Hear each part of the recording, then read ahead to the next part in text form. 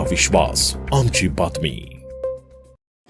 धुळे शहराजवळील पारोळा चौफुली उड्डाणपुलाजवळ आज दुपारी शिवशाही बसला अचानक भीषण आग लागल्याची धक्कादायक घटना घडली आहे.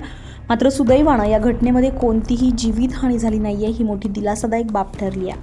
मिळालेल्या माहितीनुसार संबंधित शिवशाही बस ही प्रवाशांची वाहतूक करत नसून पासिंगसाठी RTO कार्यालयाच्या दिशेने जात होती. त्यामुळे बसमध्ये एकही प्रवासी नव्हता.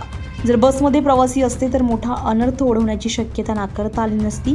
आज दुपारी सुमारे 3:42 सुमारास मुंबई-आग्रा राष्ट्रीय महामार्गावरील पारोळा चौफुली उड्डाणपुलावर बसच्या इंजिनमधून अचानक भडका उडाला. काही क्षणातच आगीनं विक्राळ रूप धारण करत संपूर्ण बसला वेढा घातला.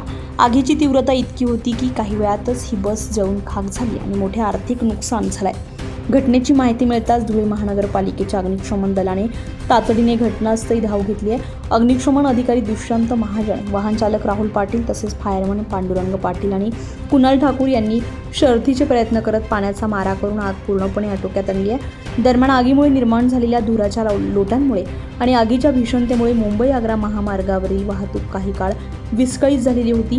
प्रशासनाने तात्काळ घटनास्थळी पोहोचून परिस्थिती नियंत्रणात आणत वाहतूक सुरळीत केली आहे.